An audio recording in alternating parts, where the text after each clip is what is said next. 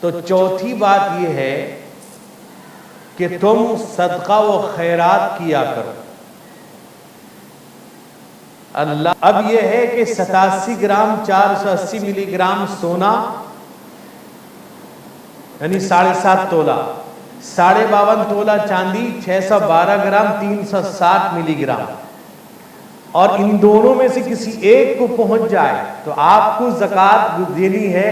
جس وقت آپ اتنے کے مالک ہوئے تو 1 سال کے گزرنے کے بعد، اس کو حولان حول کہا جاتا ہے، فقہا کہتے ہیں، زکوٰۃ فوراً آپ پر واجب نہیں ہے، 1 سال گزرنے کے بعد آپ کو ادا کرنا ہے 40واں حصہ۔ یوں سمجھیے کہ 40 روپے میں 1 روپے، 80 میں 2، 100 میں 2.5 روپے، 1000 میں 25 روپے، کوئی زیادہ ہے؟ آپ سوچ کے دیکھیں، کچھ لوگ ایسی نکال دیتے ہیں اندازے سے حساب کر کے نکالیے زکوٰۃ۔ اگر آپ سوچیں گے 100 میں 2.5 روپے، 1000 میں 25 روپے، لاکھ میں 2500، کیا فرق پڑتا ہے؟ کتنا اللہ مہربان ہے۔ دیکھیے، ایک تو اتنے مال کے مالک ہوں گے تب آپ پر زکوٰۃ فرض ہے، اس کے بعد فوراً سال گزرنے کے بعد ہے، پھر 40واں حصہ ہے۔ بہت آسان ہے۔ اور ایک صدقہ و خیرات ہے، یعنی اللہ کے راستے میں خوب صدقہ و خیرات کیا کرے۔ صدقے کے بہت سے فوائد ہیں، قرآن میں بھی اللہ نے ذکر کیا، رسول اللہ نے بھی فرمایا۔ اللہ کے راستے میں 2 قرآن نے ایک جگہ ذکر کیا، اللہ فرماتے ہیں ان الذین یتلون کتاب اللہ وَأَقَامُوا الصَّلَاةَ وَأَنفَقُوا مِمَّا رَزَقْنَاهُمْ سِرًّا وَعَلَانِيَةً يَرْجُونَ تِجَارَةً لَن تَبُورَ۔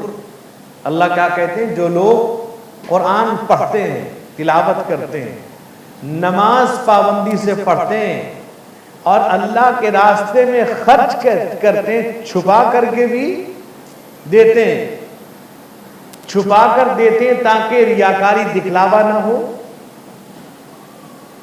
اور ایک اعلانیہ دکھا کر دیتے ہیں۔ مقصد صرف یہ ہے کہ دوسروں کو اس کی ترغیب و احساس کو ان کو۔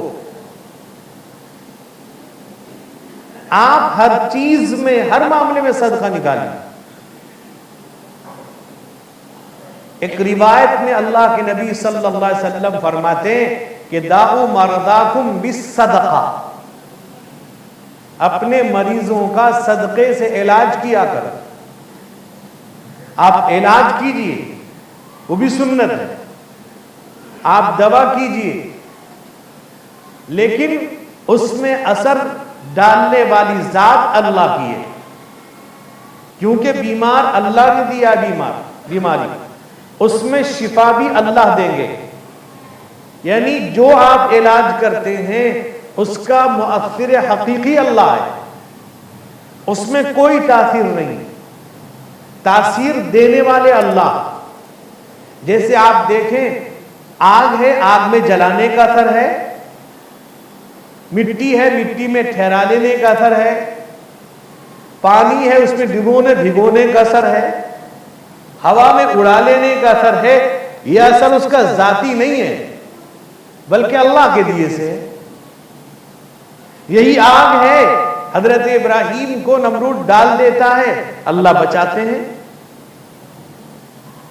وہاں اللہ نے آگ کی تاثیر کو کھینچ لیا، آگ نے جلایا نہیں۔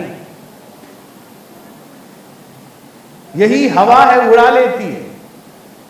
عاد و سمود کے موقع پر جو نبیوں کے نافرمان تھے، ہوا نے انہیں اٹھا کر پہاڑوں پہ دے مارا۔ جو فرما بردار تھے ان کے کپڑے تک کا ہوا ہلا نہ سکی۔ آپ دیکھیں، یہ مٹی ہے، آپ کو ہم کو ٹھہرا لیتی ہے، لیکن قارون کے حق میں وہ مٹی قیامت تک دھستی جاتی رہے گی، اور قیامت تک قارون دھستا جاتا رہے گا۔ وہ یتجلجل الی یوم القیامہ، پانی ہے، یہی پانی سمندر میں حضرت موسیٰ کو کے لیے اللہ راستہ بنا دیتے ہیں، اور یہی پانی ہے سیلاب ڈبو دیتا ہے۔ آپ نے پنجاب کے حالات کو دیکھا ہوگا، پورے علاقے ختم ہو گئے، صاف ہو گئے، وہاں پتہ نہیں چلتا کبھی یہاں گھر تھا۔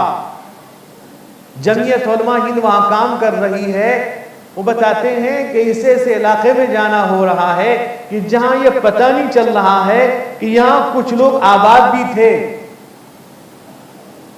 کیا ہمیں کبھی خیال آیا ان کے لیے دعا کریں؟ کچھ لوگ دے رہے ہیں ان کے حق میں، ابھی بھی جمعیت علماء وہاں گھر بنانے کا کام کر رہی ہے، آپ کو اعلان بھی بھیجا گیا ہے، کچھ لوگ دے بھی رہے ہیں۔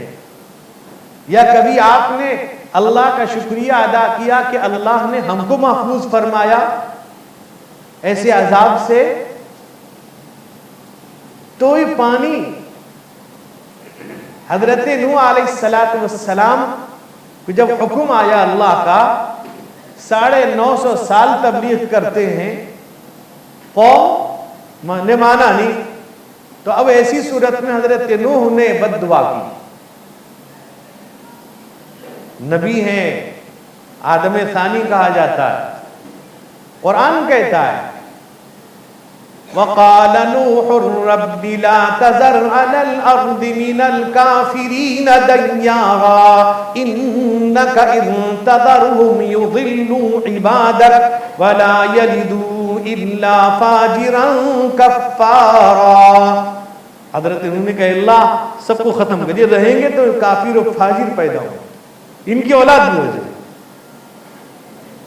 تو اللہ کا حکم آیا، بہت لمبا واقعہ کہ سیلاب آئے گا، نیچے سے اوپر سے پانی، بیٹا نہیں مانتا، بیوی نہیں مان رہی، پیغمبر بیوی بات نہیں مانی، حضرت لوط علیہ السلام پیغمبر بیوی بات نہیں مانتی، ایک کا نام تھا باغلہ، ایک کا نام تھا واہلہ، نہیں مان رہی بات، کفر پہ مر گئے۔ یعنی ان کا نبی ہونا ان کو جہنم سے نہیں بچا سکتا، جہنم سے بچائے گا کون؟ اللہ۔ حضرت ابو طالب، ہم اس لیے حضرت ابو طالب کہتے ہیں، حضرت لگاتے ہیں، رسول اللہ کی کا بہت خیال کیا، بہت مدد کی۔ اخیر میں اللہ کے نبی نے چاہا کہ ابو طالب کلمہ پڑھ لیں، کہا کہ بقیہ معاملہ میرے حوالے، اللہ کے پاس میں شفاعت کر دوں گا، کلمہ نہیں ہے تو شفاعت نہیں کر سکوں گا۔ کہا کہ اخترت النار علی الآگ، مجھے آگ پسند ہے۔ ابو جہل نے کہا ابو طالب یہ بچہ بھتیجا، اس کی بات مانو گے؟ سرداروں کی، اپنے باپ دادوں کا دھرم چھوڑ دو گے؟ اس کی بات مان لو گے؟ بہرحال کفر پہ مر گئے۔ رسول اللہ نے پورے بدن پہ ہاتھ پھیر دیا۔ روایت میں آتا ہے ان کو جو جوتا پہنایا جائے گا، کیونکہ رسول اللہ کا ہاتھ لگا وہاں تو آگ لگے گی نہیں، تو جوتا جو پہنایا جائے گا وہ آگ کا ہوگا، اس سے حدیث میں آتا ہے دماغ کھولنے لگے، اتنی خطرناک اس کی گرمی ہوگی اس آگ کی کہ کھوپڑی کھولنے لگے۔ تو بہرحال یعنی نبی کے چچا ہیں وہ ابو طالب، تو پیغمبر آخری نبی نہیں بچا سکے۔ ابو لہب چچا جہنمی مر گیا، ابو جہل آپ کا چچا نہیں ہے، لوگ ابو جہل کو بھی چچا کہہ دیتے ہیں۔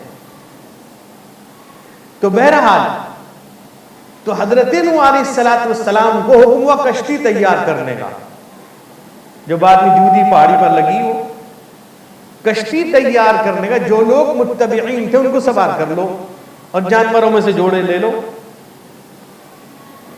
اب ایک بڑھیا نے کہا تھا حضرت نوح کو مجھ کو بھی سوار کر لینا، حضرت نوح بھول گئے، طوفان آیا، سیلاب آیا، نیچے سے اوپر سے پانی، نافرمان سب ڈوب مرے۔ جب کشتی لگی جودی پہاڑی پر، حضرت نوح کو خیال آیا بڑھیا نے کہا تھا، تو وہ فوراً گئے، دیکھے وہ بڑھیا جہاں بیٹھی تھی وہیں بیٹھی۔ حضرت نوح نے جب ملاقات کی کہا کہ کیا سیلاب طوفان آیا، کہا آ بھی گیا چلا بھی گیا، وہ کہتی مجھ کو پتہ نہیں چلا۔ تو اس کے اثر سب میں اللہ دینے والے ہیں، کوئی بھی علاج ہو تاثیر اللہ کی طرف سے ہے۔ تو اس لیے صدقہ دیں گے کیا ہوگا؟ ایک حدیث میں اللہ کے نبی نے فرمایا ان الصدقۃ لتطفئ غضب الرب، صدقہ جو ہے اللہ کے غصے کو بجھا دیتا، ٹھنڈا کر دیتا۔ اس لیے کوئی بھی کام کرنے سے پہلے اگر آپ صدقہ نکالیں گے، اللہ تعالیٰ اس کام کو ضرور پورا کر دیں گے۔ یعنی اللہ نے اس میں ایسی تاثیر رکھی ہے کہ پہلے تو یہ ہے کہ آدمی صدقہ دیتا ہے تو اللہ کا غصہ ٹھنڈا ہو جاتا ہے، اور تدفع میتۃ السوء، اور ایک روایت ہے تدفع عن میتۃ السوء، بری موت سے بچاتا ہے۔ آپ صدقہ دیں گے تو صدقے سے اللہ بری موت سے بچائیں گے۔ آپ بتلائیے کتنا بڑا فائدہ ہے کہ اصل تو کیوں انما الاعمال بالخواتیم، اعمال کا جو دارمدار خاتمے پر ہے، آپ کا خاتمہ کس صورت میں ہوا ہے۔ ایک روایت میں اللہ کے نبی نے فرمایا انتم کما تحیون تموتون وکما تموتون تحشرون او قال تبعثون، تم جیسی زندگی گزارو گے موت ویسی آئے گی، موت جس طرح آئے گی تمہارے ساتھ معاملہ اللہ اسی کرے گا، حشر میں بھی اور اٹھائے جائے اسی حال میں۔ تو صدقہ جو ہے اللہ کے غصے کو ٹھنڈا کر دیتا ہے۔ اور ایک روایت میں اللہ کے نبی فرماتے ہیں الصدقۃ تسد بابا من السوء، تسد 70 بابا من السوء، کہ صدقہ جو ہے 70 برائیوں کو، مصیبتوں کو دور کر دیتا ہے۔ اور ایک روایت میں ہے کہ صدقہ جو ہے قبر میں روشنی کا سبب ہے، جس طرح ذکر ہے صدقہ بھی ہے۔ اور آدمی اپنا معمول بنا لے صدقے کا، گھر سے جا رہا ہے سفر میں تو کوئی آپ کو اس طرح ہزار جو بھی ممکن آپ کے ساتھ کو، اپنے لیے، اپنے بچوں کے لیے، اپنے گھر والوں کے لیے، اپنے مسلمانوں کے لیے، اپنے ملک کے لیے، اپنی بیماری کے لیے، کسی مریض کے لیے۔ بعض لوگ جب صدقہ خیرات نکالتے ہیں تو مریض کے سر میں گھماتے ہیں، وہ اس کی کوئی اصل نہیں، بیکار بات، خیرات گھما دو۔ آپ طریقہ یہ ہے کہ آپ صدقہ نکالیں اللہ کے لیے، یہ اللہ کے لیے صدقہ ہے میری طرف سے یا فلاں کی طرف سے۔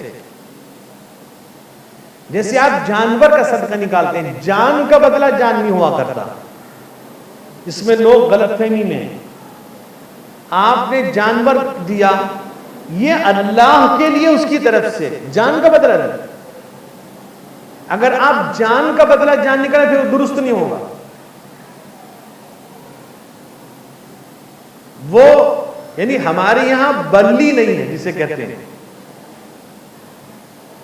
شریعت اتنی صاف ستھری ہے کہ آپ صدقہ نکالیں گے اللہ کے لیے۔ اور ایک روایت میں ہے کہ صدقے سے اللہ عمر بڑھا دیتے ہیں، حیات بڑھ جاتی ہے، یعنی زندگی میں کوئی دشواری، کوئی پریشانی اللہ تعالیٰ آتی ہے دور کر دیتے ہیں فوراً۔ تو اللہ کہتے ہیں کیا دینا ہے؟ انفقوا مما رزقناکم، اللہ کہتے ہیں جو میں نے تم کو دیا اس میں سے، خود مت کھا جا. تو اس لیے صدقہ کثرت سے نکالا کرے، جتنا بھی ہو سکے. اپنے ہر چیز کا ایک کلیہ بناتے ہو، اس کا بھی بناؤ. سونے جاؤ صدقہ نکال کے سو جاؤ. کہیں بچے جا رہے ہیں، تم جا رہے ہو، کسی معاملے پر بھی کوئی مریض ہے، فوراً صدقہ نکال دو. کوئی بھی کام ہو، یعنی وہ کام جائز بھی ہو، تو ہر جائز کام کے لیے آپ صدقہ نکالیں. تو اتنے فوائد ہیں کہ آپ جتنا کثرت سے صدقہ نکالیں گے اللہ تعالیٰ آپ کو مصیبت سے بچائے گا. مریضوں کی طرف سے اللہ کے لیے صدقہ. تو اللہ تعالیٰ سے دعا کہ اللہ تعالیٰ ہمیں صدقہ کرنے کی توفیق عطا فرمائے.